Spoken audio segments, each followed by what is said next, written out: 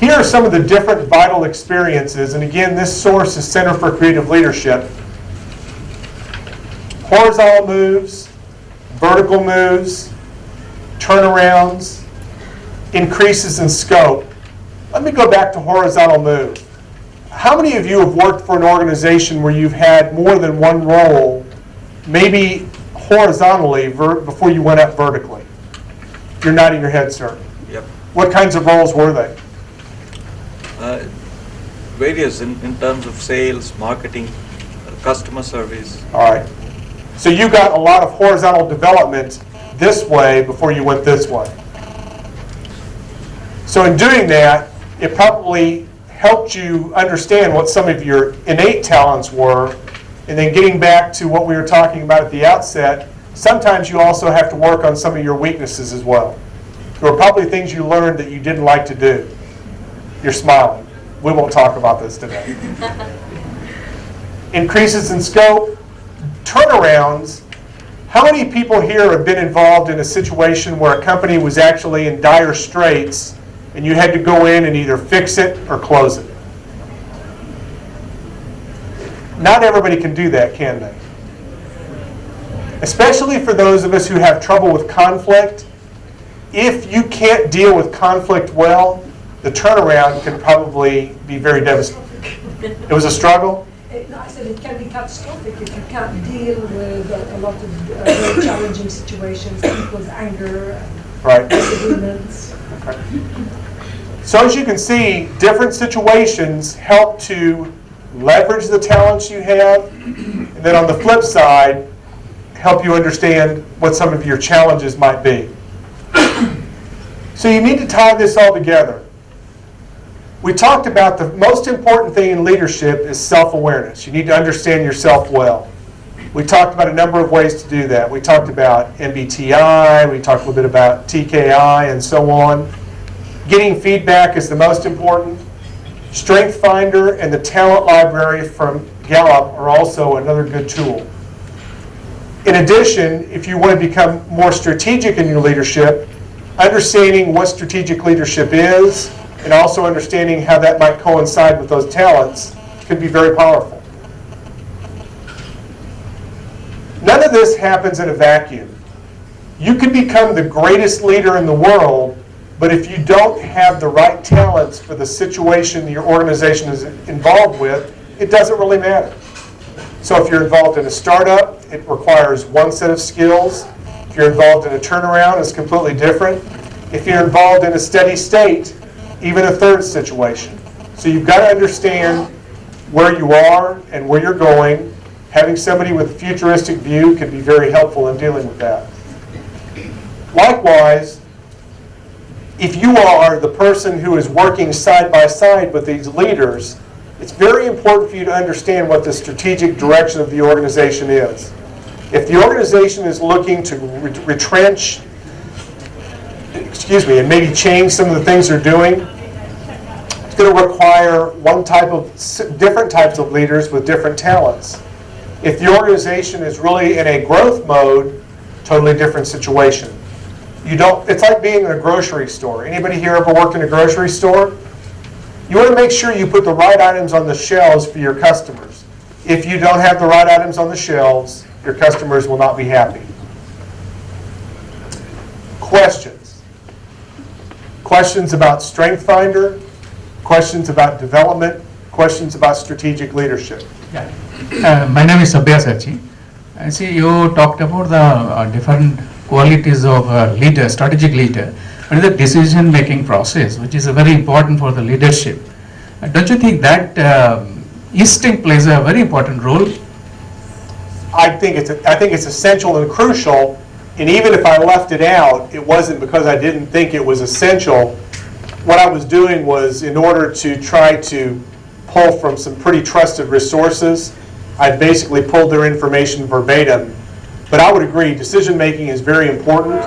And I guess I would rephrase the question, which of the strengths that we talked about do you think actually would make you a better decision-maker? I think about the decision maker, we believe in the three I's, intelligence, and is the insight and instinct. These are three very important points which are actually governing the decision-making process. There are many other things also, but these three are actually governing. So instinct without gut feeling of that particular person to take a decision. So to my mind, if I am wrong, you can correct me. So I'm just going to clarify, get it clarified better. So if you throw light on it. I think decision-making is very important. I appreciate you bringing that up. Any other questions? Other, Great. we have several. I think we have a lady here at the front. Yes, ma'am. And I would just add to what the gentleman said, the Mic concept please, so of, that others can hear in the and I would just add to what the gentleman said, the concept of humility, without which a strategic leadership strategy cannot work. Without humility, everything that you've mentioned cannot actually, well, it can be, but it will not be effective, in my opinion. In any case, a leader needs to be humble, to be able to listen to other people, to be able to take into consideration points of view of other people, and in order to meet their needs, because without the people, the leadership strategy cannot work. So he needs to be humble. I I think, believe. I think humility is a great virtue for leaders. I think that humility based on culture sometimes can be pushed down more than it should be. But I think having a leader who admits that he or she has made a mistake is very important. Yes. Hi Ryan. We spoke about leadership equal to self-awareness. What is one thing I can do to ensure that I'm at my best level in terms of self-awareness? One thing, Yes, just one thing. if I were going to say one thing, I would make sure that I have conversation and dialogue often with people who see me doing things and people who will give me honest, appropriate feedback. If I were going to do something on feedback, I would go back to another acronym, Situation, Behavior, and Impact, which I learned from Center for Creative Leadership. What was the situation? What was the behavior you experienced? And what was the impact of what I did? Because getting appropriate, timely feedback, again, I go back to the keynote this morning. Too many of us get that 12-month surprise where we get the performance review. We need to give timely feedback with appropriate context, not sugar-coated. People would rather have bad news than no news at all. Thank you. Right, thank you so much. You're welcome. Hi Ryan, another question is that, do you think all of the talent pool in an organization can become strategic leaders? I think you somewhere we need to prioritize, because how would you otherwise provide different kinds of experience, the vital experiences that you talk about? So can you throw some more light, how do you go about prioritizing that talent who will become strategic leaders? That's a great question. I think that there is, I'm going to use a term that's not technical, there's a sex appeal with strategic leadership. Nothing wrong with, strategic leadership is important, but tactical work is also important. There need to be people who make sure that the I's get dotted and the T's get crossed. So I think there's an important mix of strategy and tactics, but I think also sometimes strategy and leadership maybe go better together, and tactics and management sometimes go better together. That is not an absolute, but I think both are very important, because too often we may have leaders who are so strategic that they're not worrying about the details. You've got to have both. Okay, I have a question here. Oh, yes. You talked about strategic leadership, but I didn't see mentioning of managing change and leading change. And since the theme of the event is times are changing again, and I've seen a study by the Leadership IQ saying they did a study and they interviewed the board members why CEO were fired, and there was an article written about it. And 31% said CEO were fired for mismanaging the change. There were lots of changing, things are not going very well, and the first thing they did, the board, is fired the CEO. So do you see leading change and managing change as a strategic leader, or more to the operational, tactical, or? I don't see how you could leave change out. And I think you've made great points, you're helping my self-awareness by pointing out these things I've omitted. But change is crucial. In fact, I was reading an article last week. I don't know if Challenger Gray is international, but Challenger Gray is known very well in the States. And the tenure for CEOs in America is now as short as it has been in years. I think the average tenure is like 3 years. So, if that doesn't exemplify change, I don't know what does. Can we have the final question? Yeah. In your slide on vital experiences, the last experience was mistake.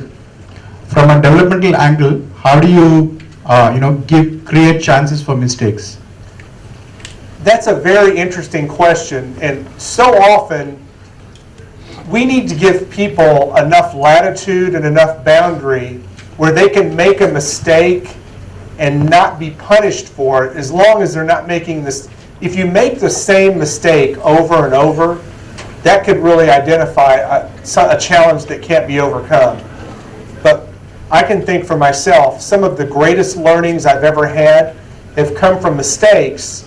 But if you're going to have someone who you're going to allow to make a mistake, they need to have a coach or a mentor working with them that can help walk them through that situation and identify what happened, why did it happen, how might you approach this differently in a future situation.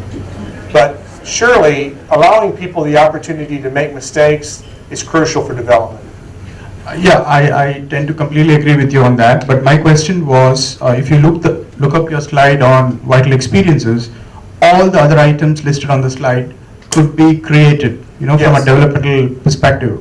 I can create situations where I can put a budding leader into a turnaround. How do I make somebody fail? Yeah.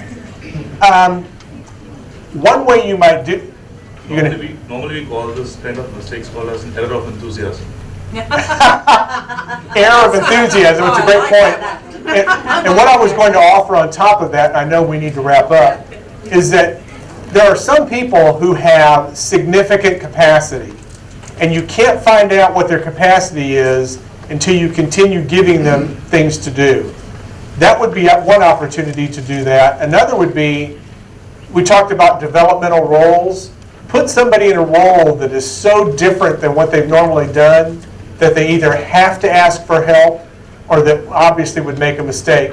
There are probably, in fact, I know there are other people in the room that could give insight to that, but those are the two that I would offer. One would be to increase, basically increase the responsibility, not deserting them, but also maybe putting them into something that is completely different than what they're accustomed to.